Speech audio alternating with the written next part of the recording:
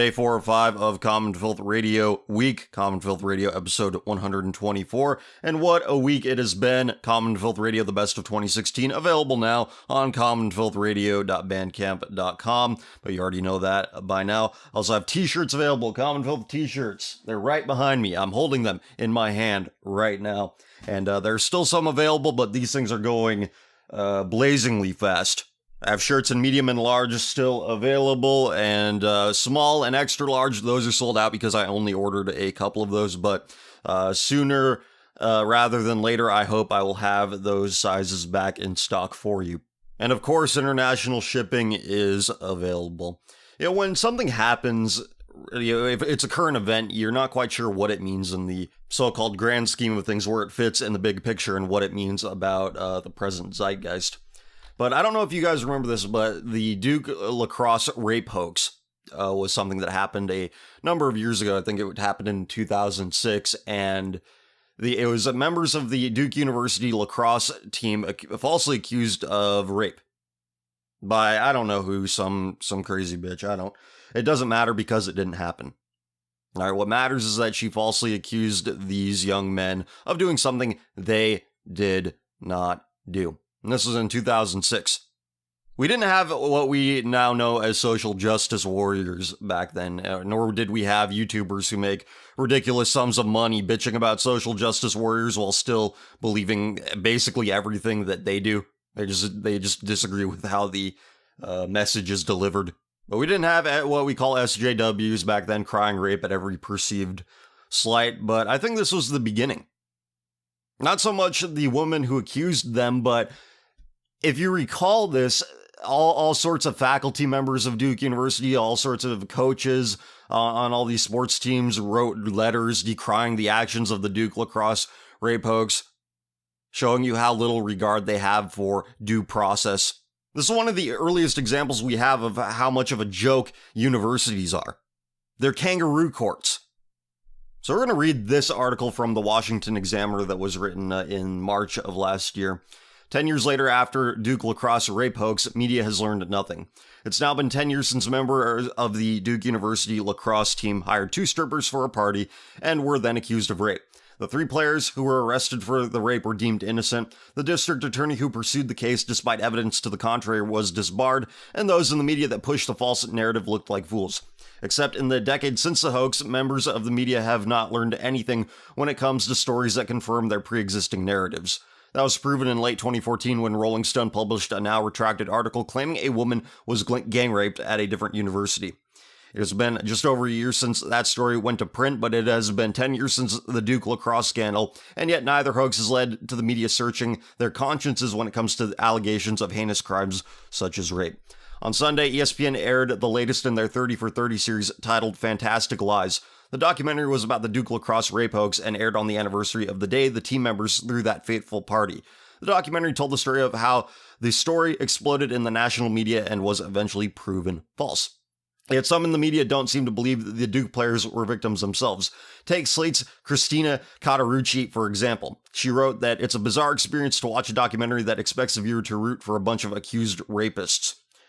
This highlights exactly the problem with false accusations. Even when someone is proven innocent, they are always somehow guilty of something because they are accused rapists. Oh, look, they're guilty of sin, but nobody in our culture is going to say that. Because you can then draw parallels with the sins of the accused and the sins of the accusers and all of the accusers' enablers. So they won't touch that. It's like, you were accused of it, therefore, well, he did something different. They might have done something wrong, but it wasn't rape. This is from the WashingtonExaminer.com. I forgot to mention that, I think. But it says, I was skeptical of the documentary, which spends the first half seemingly making the case that the alleged rape did happen, with only tepid quotes from the defense suggesting it was all a lie. The documentary picks up in the second hour when the case is unraveled and we see the accusation for what it was, a hoax. Yet, watching the documentary, I can't help but see similarities to how campus accusations are handled today, not only by the media but also by campus administrators. Guilty until proven innocent, as occurred in the Duke case, has become the norm on college campuses, with administrators under pressure from the federal government playing the role of Durham District Attorney Mike Nefong. The media's hunger to report on stories like this without regard for the facts was summed up perfectly by Dan Ockrent. formed the former public editor of the New York Times, says he, but it's the, who said in the documentary that the story had all the preferred narratives such as white over black, rich over poor. You don't need to be a genius to realize that in 10 years, nothing has changed. Stories like this still happen. Stupid young people who have no moral foundation, doing stupid things. Okay, they think that consent means everything. They consent to do whatever garbage they do, but they don't consent to the consequences. And the consequences are how they feel afterwards, especially for the women. They feel dirty, used, gross, and they should, because they're doing things which earn those feelings, but they don't consent to those, so they cry rape after the fact, which can all be avoided if you just say protect yourself. If you teach these kids protect yourself. The sexual activity is very psychologically impactful. If you do it the wrong way, it'll fuck you up for life. But they won't hear any of that because that's not fun. Cum is a human right. But only if it's consensual cum. And even then, only maybe. So rape hoax is all over, even if it has nothing to do with an athletic program and those belonging to it. A university athletic program, that is. But here's one that happened recently. County attorney suspended University of Minnesota football player sex act deplorable, not criminal. And this will give some context as to what we're talking about here. A top attorney who recently reviewed the case of 10 University of Minnesota football players suspended for engaging in a series of sex acts with a female student has found the young men's behavior deplorable, but not criminal. A police investigation in October had already cleared the student athletes of the September 2nd sexual assault allegations, but Hennepin County Attorney Mike Freeman agreed to review the case after University of Minnesota Gophers' mid-December decision to boycott football activities prior to their bowl game to defend their suspended teammates' due process rights prompted a national firestorm of controversy, and their boycott was entirely justified. Perhaps these boosters briefed them on what happened in 2006, an event that these young men are probably too young to remember, but, there are people out there who remember. And maybe somebody briefed them on that, like, look, you are a target. You as a student athlete are a target. And university administrations just make that target bigger. All these girls want the attention from the high status guys who are on the football team. Feel used when they get used by these ne'er-do-wells. But they're not rapists. Don't tell that to the university administrations, though. Anytime somebody boo-hoos about regretting sexual activity, they're all ears. It's that whole mindset. If somebody says something, you better pay attention to it rather than saying, fuck you, Looney Tunes, you have no proof. But they can't say that. They can't say that because it would compromise their entire worldview, that morality is derived solely from mutual consent. And when they see that bad shit can happen, a lot of devastation and damage and dysfunction can result and will result from mutual consent, well, they can't adjust their worldview because then that would require them to answer to a higher authority than themselves. But we can't have that now, can we? An extra layer to the story is that this is the University of Minnesota, in the state of Minnesota. Minnesota is Sweden in America, in genetic composition, in culture, and in immigration patterns. God sent the Somalians. Now, in the midst of all of this, University of Minnesota's football team was having a good season. They went 9-4, got into a bowl game, and I think they won that bowl game, if I'm not mistaken. They're not quite a national football powerhouse, but they did pretty well for themselves. And what happened? Said that their head coach, Tracy Claeys, was fired. It's from Roto World. While Claeys and the Gophers did post a 9-wins, 4-loss record this past season, including a Holiday Bowl win over Washington State, the campaign was not without high-profile controversy. At the beginning of December, Minnesota players threatened to boycott the aforementioned Holiday Bowl in support of 10 suspended teammates who were connected to an alleged sexual assault. No charges were filed in that case. Claeys subsequently took to Twitter to write that he supported the boycott, which drew the ire of many Minnesota citizens due to his not mentioning the victim of the alleged incident in his tweet because she wasn't a victim. She wasn't a victim of sexual assault. The only thing she is a victim of is her own animal lust. Her gross, depraved lust. That's what she's guilty of. And she took it too far. She regretted it. She felt like the gross whore that she really is. And rightfully so. I mean, you don't feel that way if you're going out for a cup of coffee. You don't feel like a dirty, depraved whore who cries rape after every pang of regret she feels, if you're doing everyday things that are actually no big deal. So this coach stood up for his players, saying like, yeah, this is bullshit. I support their boycott. But you're in the ire of many Minnesota citizens. Yeah, I wonder why. Could it be their Northern European genetic composition there? We should listen to all the problems. Everyone's a victim. If she said it, that means it happened. So, a petition for Clay's firing is currently circulating, though how much that petition actually had an effect on Minnesota's termination decision is impossible to tell. 24/7 Sports' Travis Haney reported on Monday that PJ Fleck was one candidate to replace Clay's whatever. And now this. Their Minnesota's quarterback said he lashed out at the program saying, in response to the coach's firing, saying, I don't know who would want to be a part of this program at this time. This is a terrible decision by the administration. This is a pretty sad day for Gopher football, he said. Clays was terminated on Tuesday following a turbulent last month for Minnesota, one which saw 10 players suspended due to an alleged sexual assault. The team infamously threatened to boycott the Holiday Bowl following those suspensions, with Clays tweeting out his support for his players and the concept of due process. This tweet drew ire from the community, and athletic director Mark Coyle specifically referenced it after Clay's termination, saying, "Let me be clear, this was the right thing to do. His tweet was not helpful. Minnesota went 9-4 under Clay's watchful eyes this past season." Very real fallout could follow from this firing, as ESPN's Brett McMurphy relayed that an undergraduate Gophers player has said, "Doesn't matter who coaches, we don't want to play for the administration. Countless people will transfer if possible." I'm of the correct opinion that universities are rotten to the core and we should burn them down and replace them with a shopping mall for all I care. It'd be a much better use of the land. But you can't fight that battle all at once, so what you see here is chipping away at the university's influence in at least one respect. If this were a nationally renowned college football program with a huge national fan base like Alabama Crimson Tide or Ohio State, imagine if a scandal like this befell one of those programs. I think you'd have a lot of critical eyes on the university system.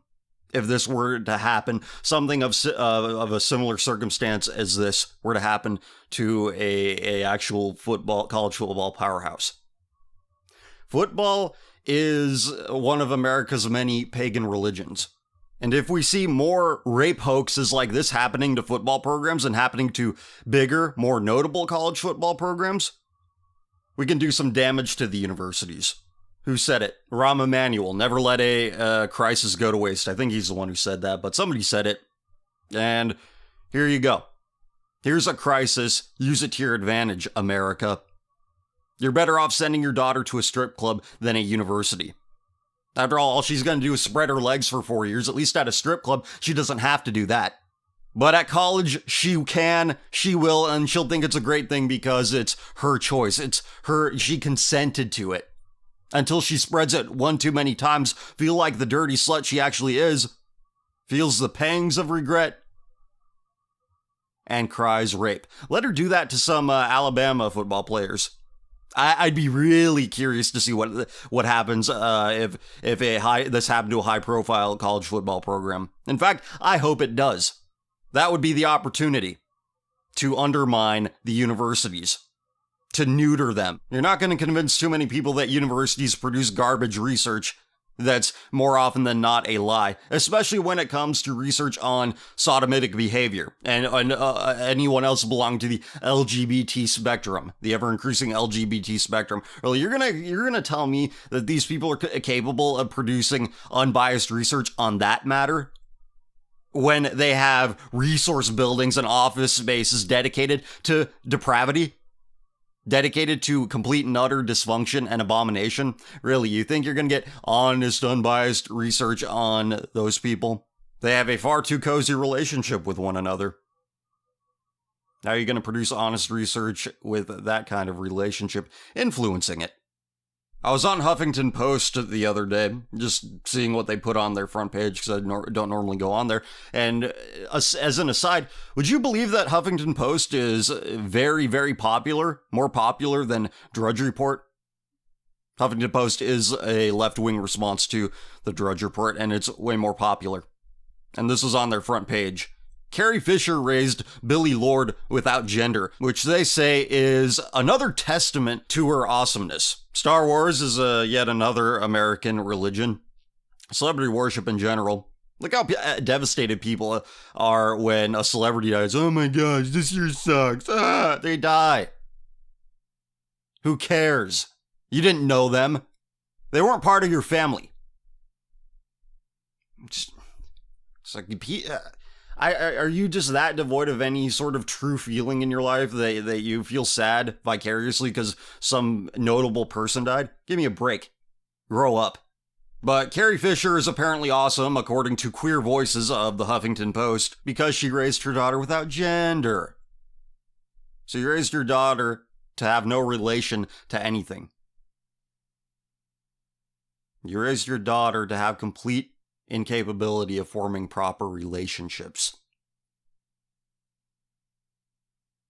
Where there's no men, no women, just consumers. Consume, buy, die. Consume fringe politics, fringe lifestyles. Consume. I know this is completely obvious to those of us with our wits intact, but it's a dwindling number. Our fellow man and woman, gender-neutral, non-specific human being. But they're all delusional. More and more people are given over to this spirit of delusion. Delusional. And I know this is obvious, but a child is born to a mother and a father, so that child may grow up to know how a man and a woman behave around one another. How males behave, how females behave. How to relate to each of them. In the home, you learn how males are treated properly. You learn how females are treated properly.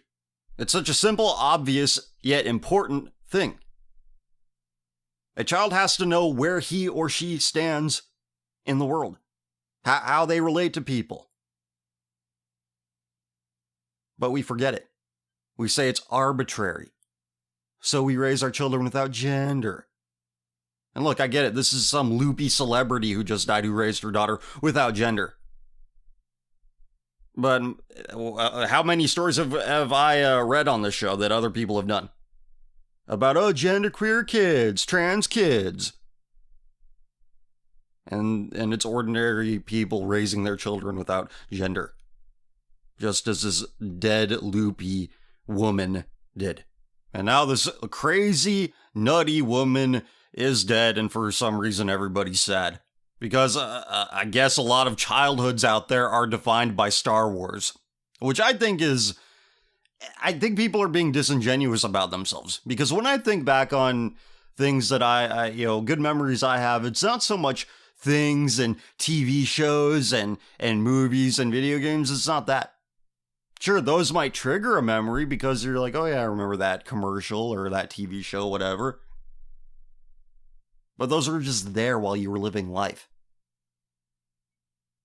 And for some reason, people confuse that with nostalgia.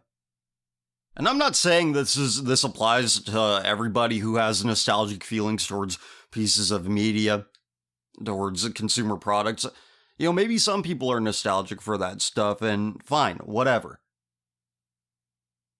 But if there are things that you're really nostalgic about, think about it. How much did movies or TV or television advertisements have to do with it? Did you know there are a ton of videos out there on YouTube like 1 hour, 2 hour, 3 hours long, maybe shorter, maybe longer, of just advertisements from years gone by. Ads from the past, commercials from the past. There's a movie I really like called Demolition Man with Sylvester Stallone and Wesley Snipes. And there's a scene in this movie, and it takes place in the future, where Sylvester Stallone, he's the fish out of water. He was cryogenically frozen in a prison for something he didn't do, and he wakes up in the future. Whatever. Here's the setup. All right, he's in the future. He's a guy from the past, and he's in a car with two people, and they turn on the radio station, which they say is the most popular in town, and all the radio station plays is old jingles. Now, I thought this was the most absurd prediction this movie made about the future, but it's turning out to be one of its most accurate. Entire YouTube channels, or at least videos of just commercials. Hell, there's even an entire genre of music in vaporwave that's based upon repurposed nostalgia. It's the strangest thing. And, you know, there's at least one person out there who predicted it. So, here's a good comment that I received on the last video. Where is it? Here it is.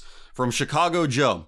And this is in response to Zuckerberg not being atheist anymore. The article we read about him apparently not being atheist. He says, Zuckerberg is finding religion because he wants to run for political office, possibly even president. Screen cap this. I have, and yeah, I hope everybody pays attention. This is actually something I've fretted over before on this show. The Trump presidency paving the way for people like Mark Zuckerberg or Peter Thiel, who seems to be attached to the hip with Donald Trump because it seems like every other day they're playing sodomite patty cake with each other. So Trump is in bed and getting butt fucked by Silicon Valley. After all, am I the only one who remembers him waffling on the H-1B1 visa thing? Am I? Am I the only one who remembers that? So the day that one Chicago Joe posted this comment, which I'll read again, it says Zuckerberg is finding religion, quote unquote, finding religion because he wants to run for political office, possibly even president. Screen cap this. The day this comment was posted, this article I saw on the front page of Drudge Report from AFR.com, the financial review, is Mark Zuckerberg ready to make his mark in politics? There you have it. When 13 tech bosses, among them some of the world's richest entrepreneurs, were summoned for a meeting with Donald Trump, one face was conspicuous by its absence. Facebook's role in the US election has been much scrutinized. It was accused of being a petri dish for fake news that allowed anti-Clinton stories to spread like wildfire. And the social network was employed to great effect by the Trump campaign, which built up profiles of voters to target and bombard them with ads. And yet, Mark Zuckerberg was nowhere to be seen at Trump Tower. Instead, he sent his trusted deputy and chief operating officer, Sheryl Sandberg, making Facebook the only company at the meeting without its CEO in attendance. Zuckerberg has not explained his absence, but two likely and related reasons may well become clear. Firstly, the man who started Facebook 13 years ago has many priorities outside its daily running. With many tech founders, he would prefer the nitty-gritty of advertising relationships and regulatory tangles to be dealt with by someone else, as Zuckerberg focuses on his missions. The $45 billion fund he has set up with his wife Priscilla Chan, or the Internet.org project to bring connectivity to the world's poor. What did I tell you? He wants the whole world digitized. But more fundamentally, Zuckerberg may see a photo opportunity with the president-elect as harming his own political ambitions, especially if he plans to act on them sooner rather than later. If your main impression of Facebook's founder came through seeing The Social Network, you might find the film's portrayal of Zuckerberg as an awkward Machiavellian schemer a little difficult to score with the idea of a role in public office. But in recent years, he has been cleaning his image, connecting directly to the world via his own Facebook page. Mark Zuckerberg is now the family man, the internationalist, and the statesman. His profile is full of images documenting meetings with Narendra Modi, officials in Beijing, and Pope Francis. Like many of his Silicon Valley brethren, he is a natural liberal, lobbying on immigration and science research, but Zuckerberg has been careful to appeal to a wider base. Not my base, bitch! And recall, this is a guy who has legions of bodyguards surrounding him at all times. What the hell's he doing? Oh, he found religion. Oh, he's not an atheist anymore. Yet feels the need to build walls around himself everywhere he goes, feels the need to hire bodyguards to protect him everywhere he goes. But the attention span of the average American is it's short. It's short. Alarmingly short.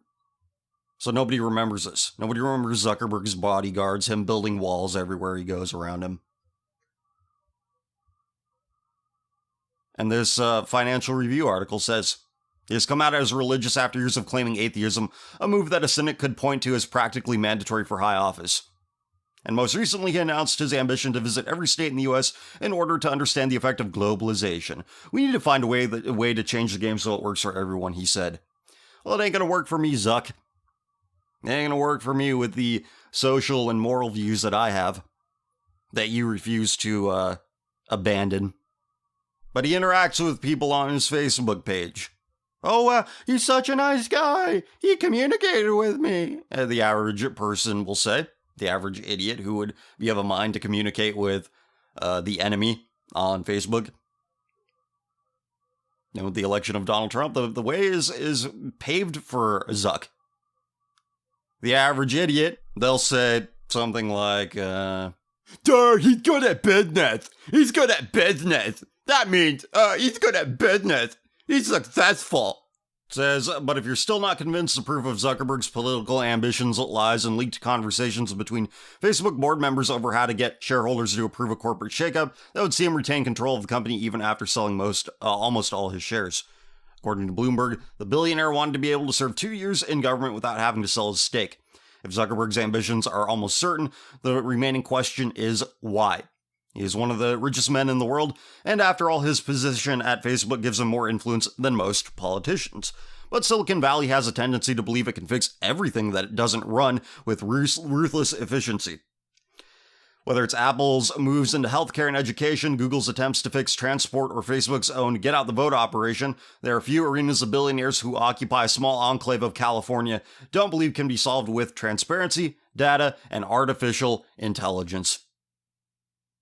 And how dangerous artificial intelligence is becoming. Well, I think there's your end goal. He wants to get into position so government can be run by artificial intelligence. And he'd be the one to do it. Really, it doesn't have to be him. It could be any Silicon Valley billionaire. How about this, for example? Trump's tech team. A who's who of the Silicon Valley execs whispering into Trump's ear. Again, from Vice News. By Noah Colwin. Most of Silicon Valley did not vote for Donald Trump. Some tech leaders even publicly expressed their distaste for the Republican candidate, like Jeff Bezos and Elon Musk, while others, like LinkedIn co-founder Reid Hoffman and Facebook COO Sheryl Sandberg, who their support behind Hillary Clinton. But now that Trump is president-elect, the tech industry will set aside its differences with him. In fact, Silicon Valley is already making inroads into Team Trump. What I tell you, he's in bed with Silicon Valley and he's getting fucked in the ass by Peter Thiel.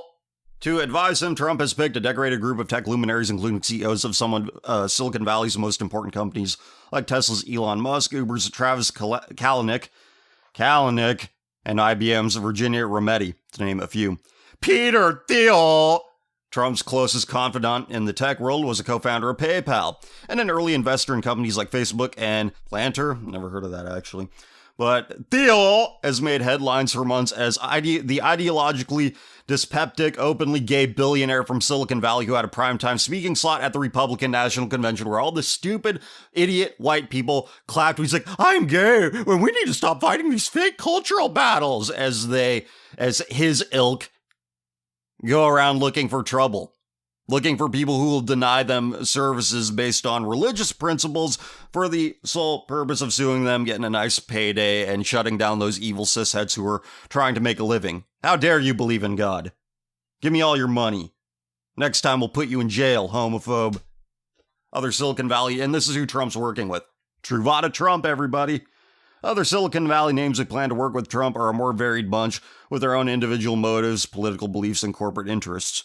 We've assembled a list of some names to know below. These are major tech executives who Trump has named to his strategic and policy forum. An informal group of business leaders on whom he plans to lean as advisors, or who have joined the leadership of Trump's transition team. Yeah, more like gender transition team. One more thing. If Silicon Valley was so vocal about its distaste for Trump's hateful remarks and policy proposals, why did they make the voyage to Trump Tower in mid-December for a photo op and a brief meeting? Because he has a smell of money up his nose and he doesn't care about anything else? Trump is an alpha consumer who identifies with consumption. He thinks the entirety of Christianity is saying Merry Christmas at Christmas time. That's what he thinks. We're going to say Merry Christmas, not Happy Holidays. Oh, wow, that'll change a lot. Dumb fuck. And that's just one example. Just one example. Recode's Kara Swisher has a list of 7 smart reasons why, but the most important deals with taxes, pushing for what's known as repatriation. Tech companies want to bring a bunch of money they've earned abroad into the US, but they don't want to pay higher corporate tax rates on that income. If Silicon Valley plays nice with Trump, the thinking goes maybe they'll be able to save billions of dollars collectively that they otherwise would have had to pay in taxes. Trump is already on board with the idea and has put out a repatriation plan of his own that looks favorable to corporate America and investors, but not so much for people looking for work. Onto the list, and you have the list, which includes the Uber CEO Travis Kalanick. He's the co-founder and CEO of Uber, which at $66 billion is the most valuable venture-backed private company in the world. He was named in mid-December to Trump's Strategic and Policy Forum. As far as political beliefs go, once upon a time, Kalanick talked about his love for Ayn Rand, which he has since backed away from. Spurg! And his Twitter profile picture is a headshot of Alexander Hamilton from a $10 bill. Previously, Kalanick came out as a big supporter of Obamacare, which makes sense because independently contracted Uber drivers don't get employer-based health care. Though Federal Election Commission data shows Kalanick hasn't made any substantial individual political donations to candidates or PACs, Uber has a team of lobbyists, including ex-Obama advisor David Plouffe, to advocate its interests in Washington and elsewhere in the U.S. What he wants. Uber generally wants as little regulation of its self-driving car program and other businesses as possible. The company recently tussled and lost with regulators in California because it put self-driving cars on the road without approval. For both Uber and its rivals, the next few years in the space will be pivotal as more companies hit the road with autonomous driving technology.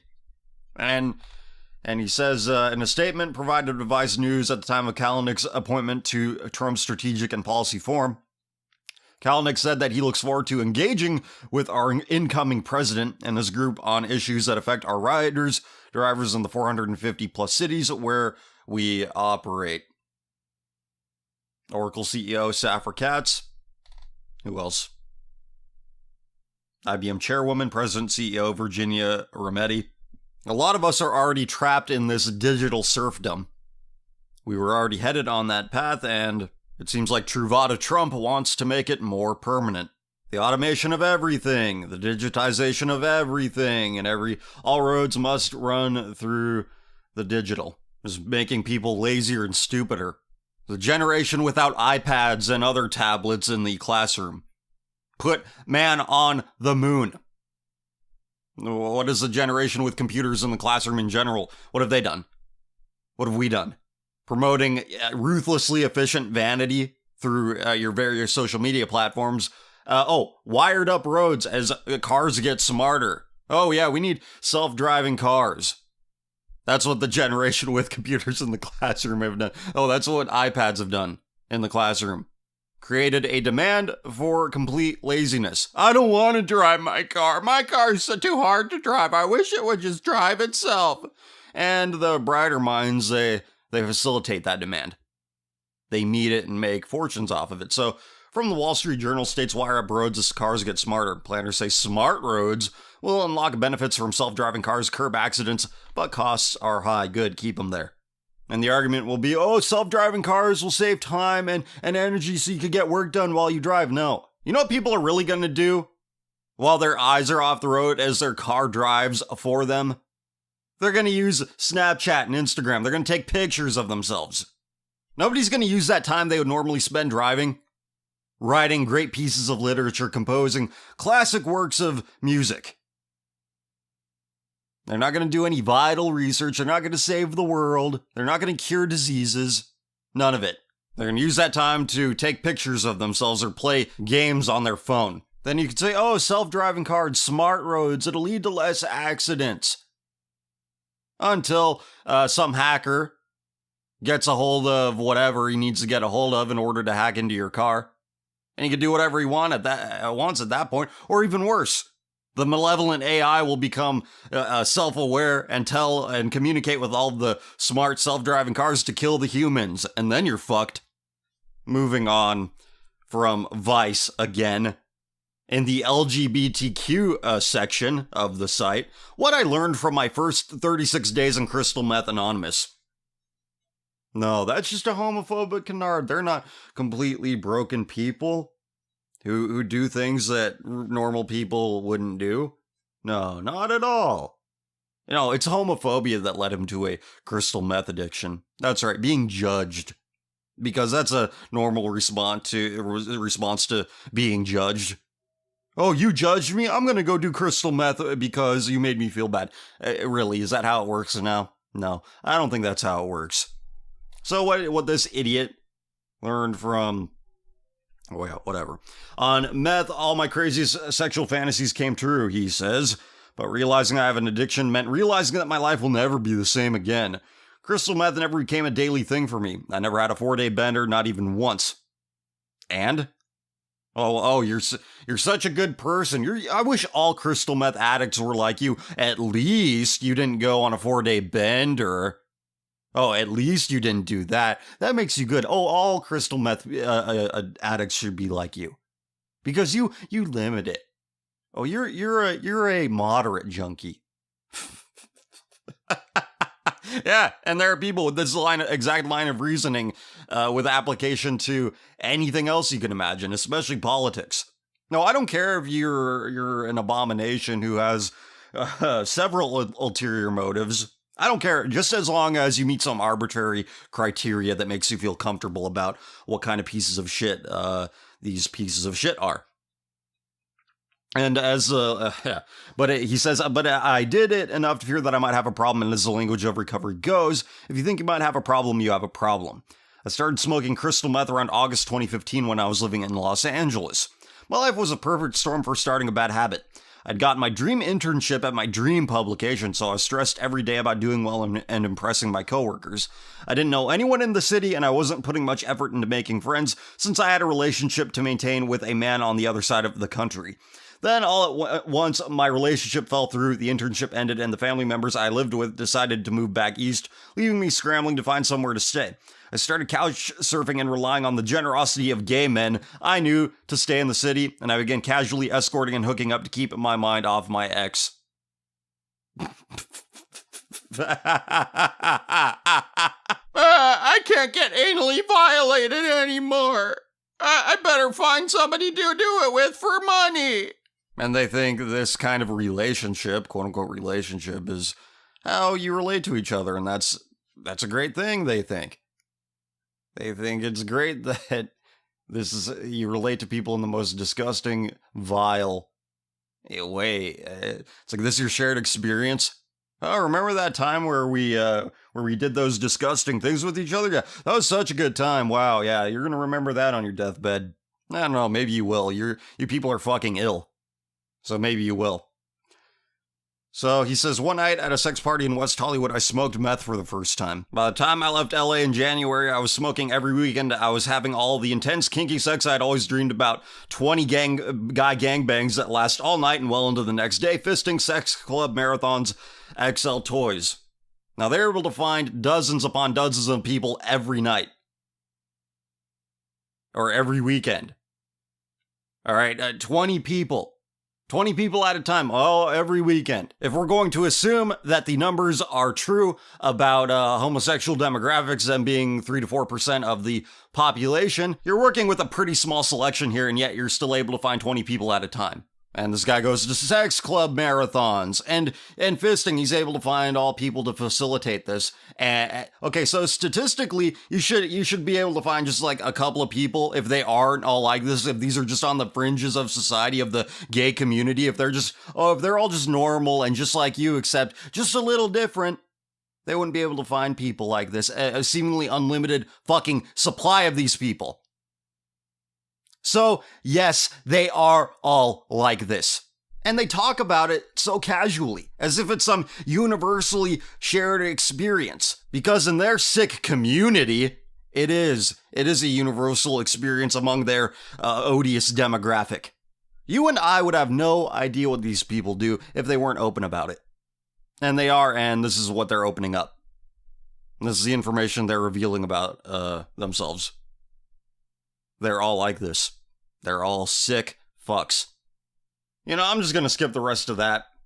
You know, he's leading this life of 20 guy gangbangs and getting a fist up his anus. He's talking about that, all right. And then I'm not going into any other details that he gets into, but he says it says it was so much easier when he was high.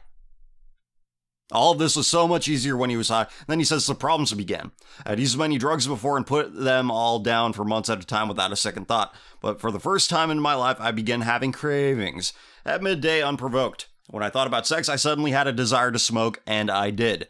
I would later learn that meth releases incredible amounts of dopamine in the brain, nearly 4 times as much as cocaine.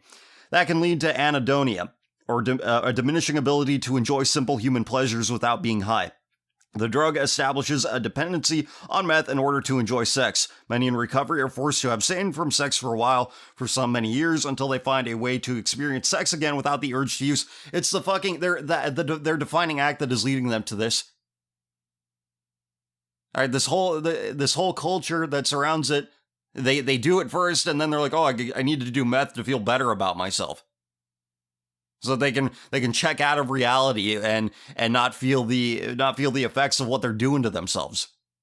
All right, it doesn't take a genius to see that this is what's happening. This is why so many of them are addicted to crystal meth, because the foundation of their identity is a fucking abomination.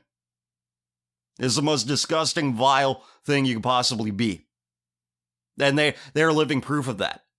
The fact that they talk so casually about what they do, like, oh, their wacky, crazy party life, and they think it's quirky and charming. They think their life is like a Wes Anderson movie or some other twee shit. Oh, isn't that charming? He's gay and does meth, and oh, but he's so sassy, and you get it. And people go out of their way to make friends with these people, these subhumans.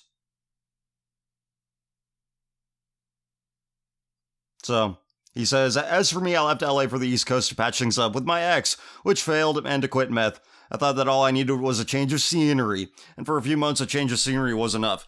Then on a particularly erotically charged night when I was mourning the loss of my former relationship, I smoked again, and then a few weeks later I did it again and again. Suddenly my old habit was back.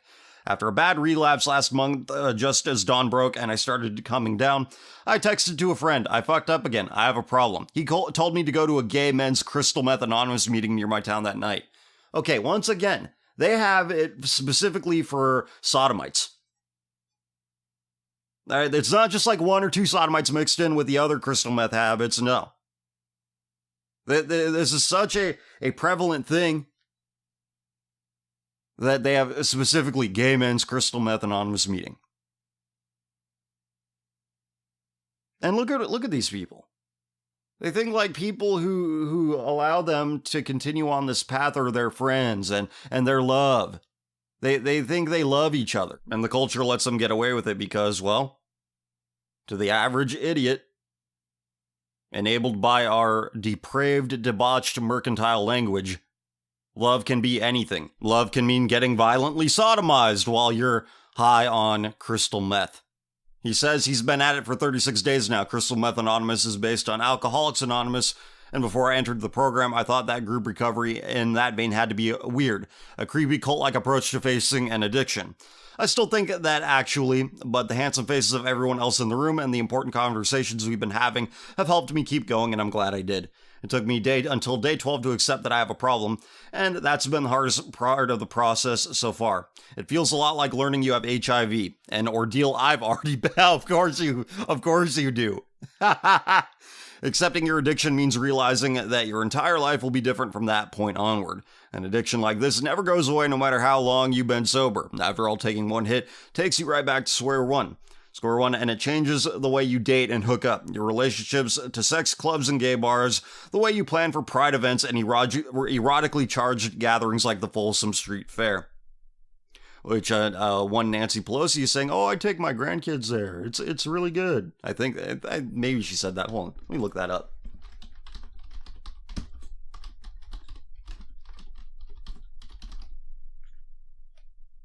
Well, I found this about the Folsom Street Fair.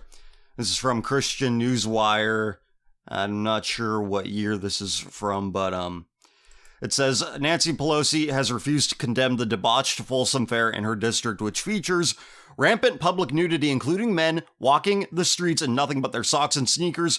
Police refuse to enforce decency laws and even recruit at the fair. There you go. Yeah, the police force is full of people like this. Imagine that. Your laws are enforced by the lawless. Also, public street orgies in which men engage in sex acts as depicted on enlarged photos at the press events as thousands of fairgoers walk by. Blatant anti-Christian bigotry, the Sisters of Perpetual Indulgence, transvestite mock nuns who work closely with Folsom and religious-themed sex toys sold by vendors. I remember reading it was either this one or some other one on the zombie blog, he calls it. It's a photojournalist guy. He's taking pictures of retail booths there, and they're selling crucifix-shaped dildos. And this is the culture that all these kids want to be a part of.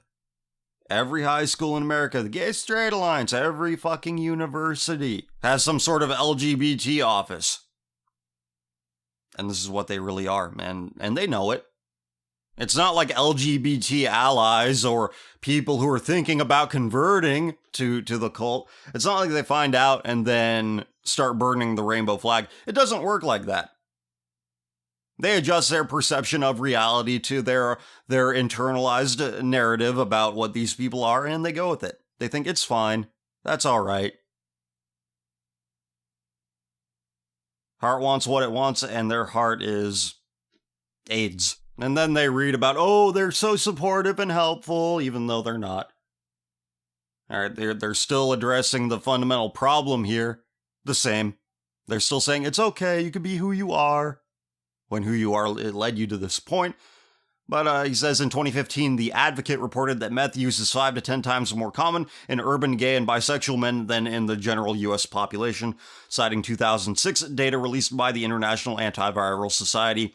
And approximately 85% of meth users use the drug chronically. Really, 15% of people are lying.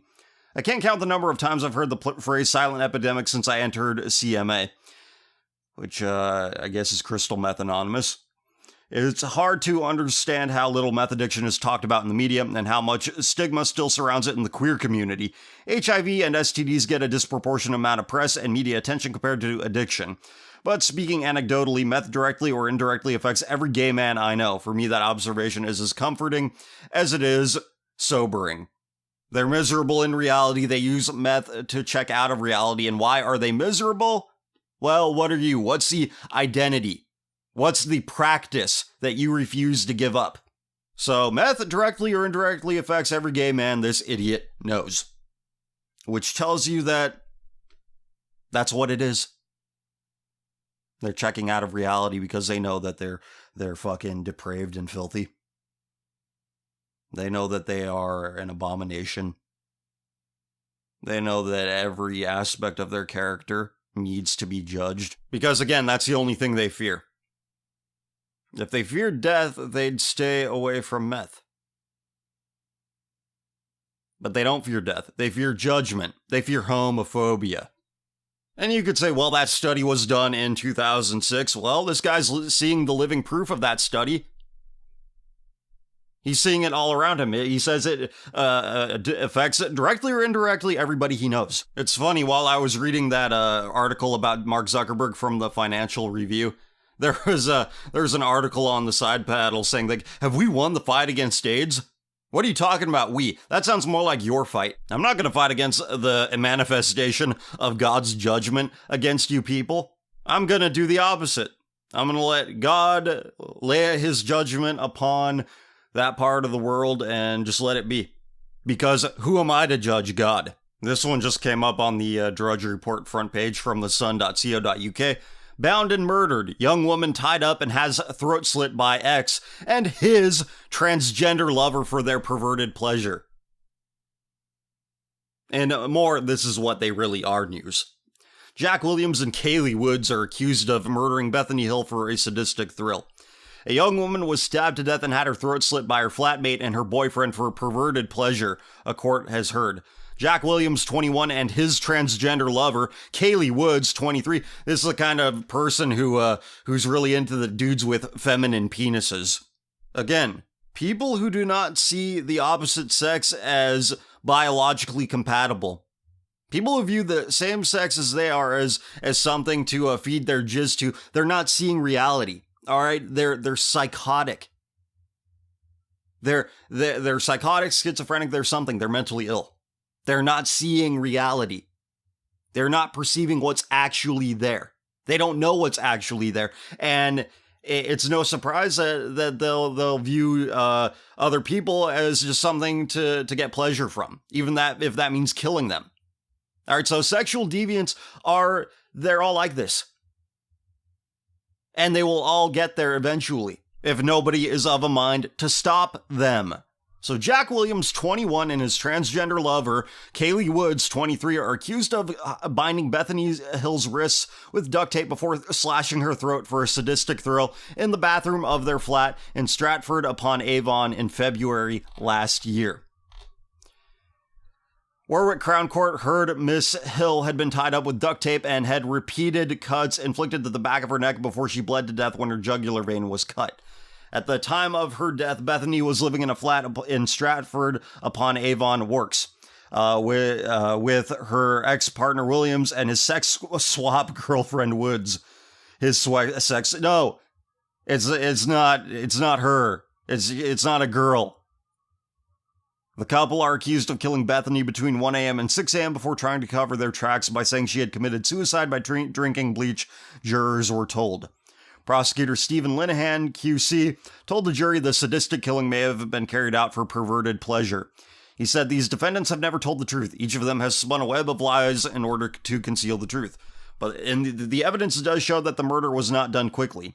In the course of the killing, Beth's wrists were bound together with duct tape, and a blade was used to inflict repeated cuts across the back of her neck before she was killed by her jugular vein being cut through, so she bled to death in that bathroom. The court heard Woods, who was born a boy and called Kyle Lockwood, had met Miss Bethany at college in Stratford, and they became best friends. The wages of fag-haggery is death. Like, what did I say earlier? I didn't know that this wasn't planned. This is shooting from the hip right here. I just found this article while I was recording. And I said, why do people want to go out of their way to make friends with these monsters? Sexual deviants are far more likely to do something like this, to commit crimes such as this. But again, this is in Anglo fantasy land, so nobody's parents here. Like the girl who got murdered, her parents never told her, don't make friends with these people, they're crazy. No, what they told her was, don't be homophobic or you go to jail, mate. And that's assuming they raised her at all. They could have just been, I don't want to raise my kid's a cunt. All right, have I checked off all of the, I've checked off all of the the marks that I set for myself when talking about this area of the world. But Woods was then introduced to dad of one Williams, so this guy fathered a child and he's fucking around with trannies. So Woods was then introduced to dad of one Williams and had a sexual relationship with him, despite still having male genitals. Jurors were told the trio had a confused relationship, with Bethany previously having a brief relationship with Williams while they were teenagers. At the time of Miss Hill's death, she was sleeping in the bedroom of their flat while Woods and Williams slept together in the sitting room. Mr. Linehan told the court at one stage before her death Bethany was also planning to get pregnant with a baby fathered by Woods. Wait, this stupid bitch wanted to have a baby by a tranny.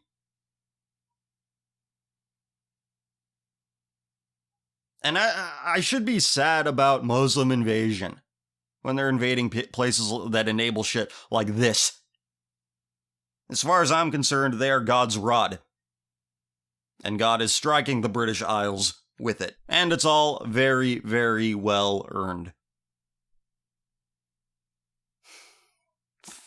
This chick was planning to get pregnant with a baby fathered by the transsexual.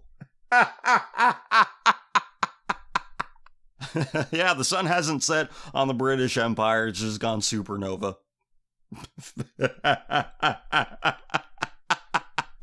And we wonder where Jerry Springer and Maury Povich get all of their subjects from. It comes from the legacy of this. Their ancestors came over to America and it was very, very trashy bloodlines. He added the relationship between Beth and Kaylee Woods was not a simple one. Or we're going to just call him Kyle. The relationship between Beth and Kyle was not a simple one. In fact, it appears to have been complicated and volatile. The two of them were planning that Beth would have a child fathered by Kaylee Woods, or Kyle, rather. They spent a great deal of agonizing how difficult they thought their lives were. Their relationships was volatile and unstable. Yeah, a girl who's of a mind to make friends with a delusional man who cross-dresses. And then every day he has to actually look at a real woman and face his complete inferiority in that respect. And it's no surprise that he wanted to kill this girl who was actually a girl. Like, by every objective measure of what a girl is. What a miserable failure of a culture this is. And I just saw something on the side panel here that I'm going to read. Nothing men do surprises me anymore. I'll read that after I'm done reading this. The court heard after Miss Hill's murder, Woods tried to cover up the killing by claiming she had committed suicide at their flat. But Mr. Linehan told the jury she waited to phone 999 until 7:07 p.m. on February 2nd, over 12 hours after Miss Hill had been killed. Police officers and paramedics rushed to the flat and found Miss Hill's body, which was already in rigor mortis, covered in her own blood in the bathroom. Mr. Linehan said Jack Williams had come back to the flat 18 hours before that 999 call was made, and between the time he came back and somewhere before 6 a.m., on my third attempt, I could get that right, they carried out the attack. By the time Kaylee Woods telephoned 999 and told the lie about Beth Hill killing herself, Beth had been lying dead in the flat for over 12 hours. From the moment they murdered Beth in that flat, the two of them have set about trying to cover up the death. These efforts started immediately after her death and have continued up until today, and they will continue during this trial. Williams and Woods, both from Stratford, deny murder.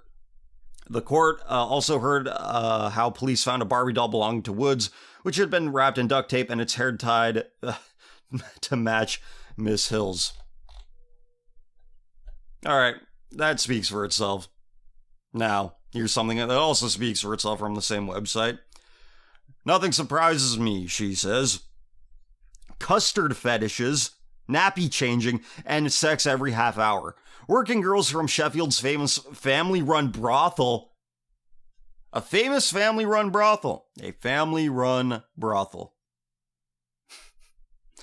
So nothing that men do surprises me anymore, says Jenny with a sigh. And she has seen men doing quite a lot. Along with her mom, Kath, 53, the 28-year-old runs City Sauna, one of Sheffield's busiest massage parlors, which, according to its punters, is also its most famous brothel. Tonight, the duo and their working girls are back in Channel 4's A Very British Brothel after the original documentary stunned viewers in 2015. Ellie, 22, is new to the game, but explains she has already experienced some very unusual fetishes working for the parlor, which specializes in larger-sized ladies. And this place has a reputation because so many people go to it. And it's run by a mom who pimps out her daughter. But I'm sure it's all okay because everybody's consenting, right? Your daughter's pimp. You know, that's what they do in third world countries. And I don't see anybody making documentaries about how charming these people are in the third world where they're selling their daughters into sex slavery. Oh, but they consent, so that's different, right? That changes the fact that you're still your fucking daughter's pimp. Like they are in the third world. Like mothers and fathers are in the third world. But the British Isles, that's a third world nation for you. It might as well be. Well, they have money. Well, what does that change? They have indoor plumbing? What the fuck does that change? Again, you can be poor in wealth, but rich in spirit. But I think you have to have a soul in order to have that. Which, I don't think these people do. These people are I don't even think they're human. They might as well be aliens. Ellie22 says, I have one guy who likes me to just sit and have a cigarette. I sit there in very sexy underwear. Another request was, could I eat 3 pizzas? Then they measure my stomach to see if I've got any bigger.